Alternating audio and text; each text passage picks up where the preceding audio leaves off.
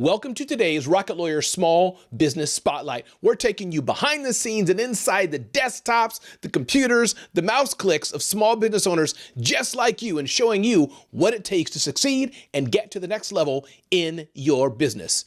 Check this out.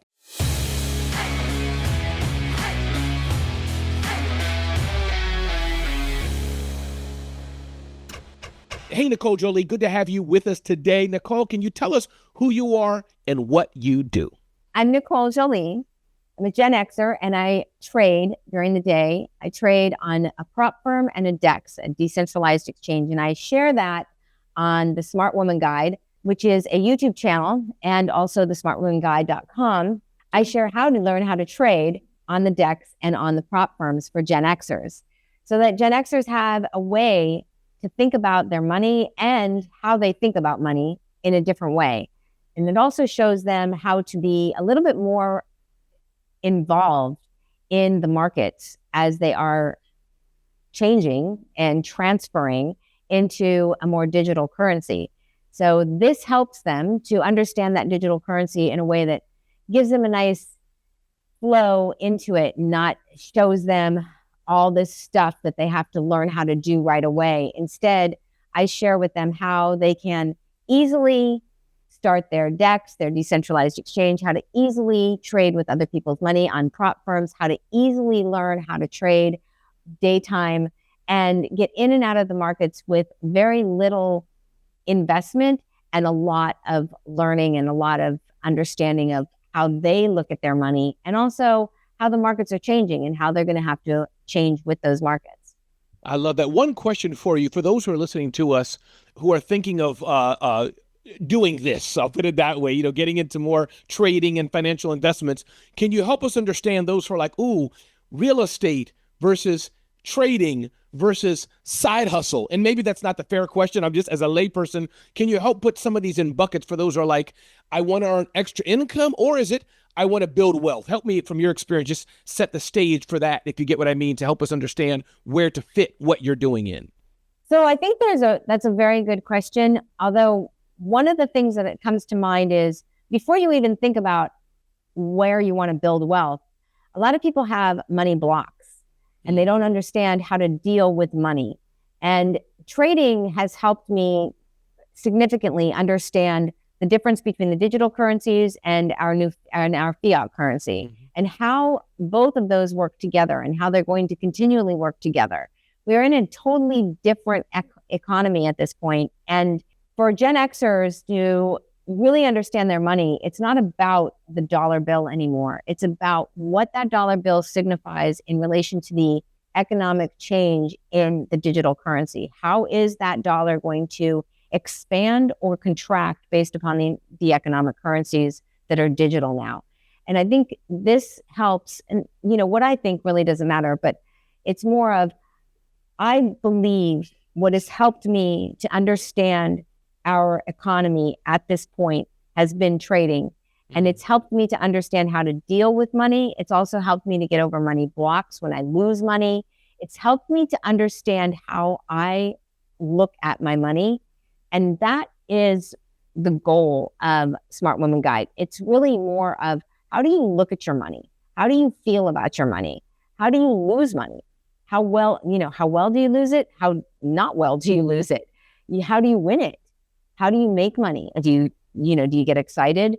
And these are the things that this channel is really being brought to the public for a reason to deal with money, not deal with where to put your money, because I don't think people really understand the concept of money right now, because you could make a ton of money in digital, right? And you don't even have to buy real estate, but you don't know. And so we're still looking at this in the way of the 1970s, of like, let's buy a house or let's invest in a piece of physical property. Whereas when you're trading, you're thinking about the economy as a whole, and everything has to do with that. The real estate market, the oil and gas market, the fiat market, every market has to deal with that. And so when you trade, you are like, it's a combine of everything. And that's what it means to be more savvy and understand your money. And that's the goal of Smart Women Guide, is to guide people to be smart about, yeah, I understand money. I not only understand it, but now I know if I make it, this is what I want to do with it. I don't want to do what they're telling me. I want to do this. Or maybe I want to do something else. So it gives them that freedom to understand how their money works.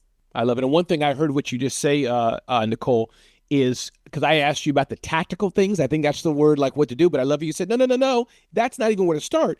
It's the emotional connection. My words, emotional connection, the feeling, it's deeper than that, and get that done first, which is what the Smart Woman Guide is about. And then let's get to maybe trading or not, whatever. Am I repeating what I just heard you say? Is that about right? Yeah, that is. And trading has helped me to understand more about money and more about the economy. We have an education system that's teaching from the 40s, and we have an economy that's in the year 2025. And when you take those two and put them together, they don't make any sense. And so people are being told to buy real estate and buy this and buy that, buy more. Because why? Because when there's more buy, then we have a robust economy. But really, that robust economy is running white hot. And when you run white hot, what happens? You freaking crash. And so you got to know how you're going to be dealing with this new economy and where are the safer spaces for you to understand where to put your money. You know, is it Bitcoin now that it's coming back up from the 72s? Is it there, right? Do you invest in that? It's a digital currency. How do you do that? So you start to think about the operation of money in a different way when you handle it every day. And this is what people don't do. They don't handle it every day. They look at their bank account and they like roll their eyes and go, oh my gosh, because I do it too. All right. They are scared of what could happen.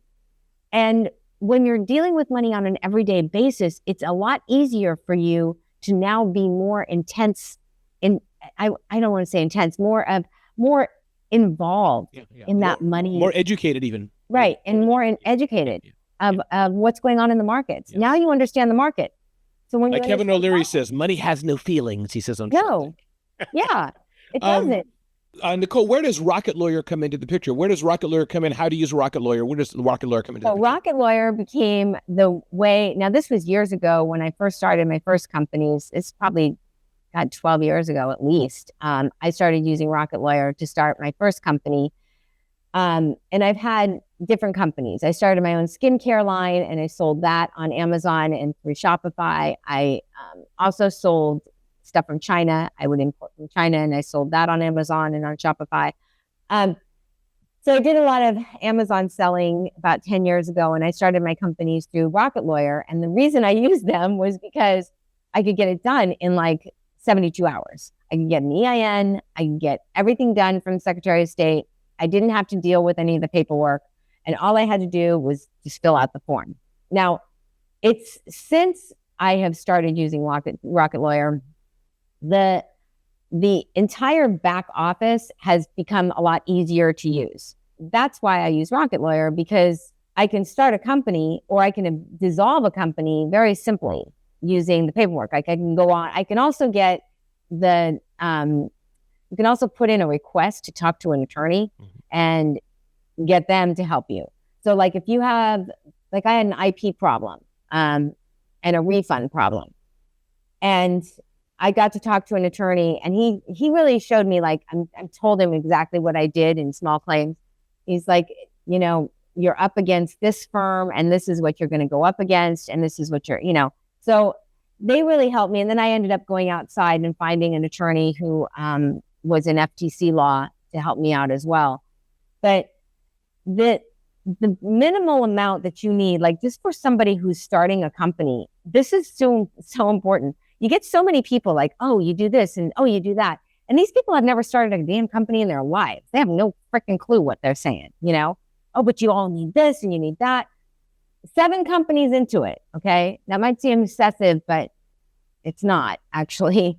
Understand, when you start a company, the last thing that you need to do is jerk around with a bunch of stuff that you don't even understand, all right? And you got to figure out not a business plan. Like, this whole business plan thing, I think that's so still 60s. Figure out what the heck you want to do and then apply for the company. Get the damn company started, for God's sakes. That's the first thing you need to do because, I'm thinking of it. I'm thinking of it. You can think all you want. I can think about the market all I want. The market doesn't care what I think. The market's going to do what the market's going to do. I got to trade what the market gives me. You got to be where the action is. And if you're not starting your company now, you're never going to start it. Yeah. So make a choice. If you're thinking about it, then just do it. For God's sakes. I love what's it. the worst that can happen? People just, it really blows me away how much they think about, and they'll go to their deathbed thinking about it.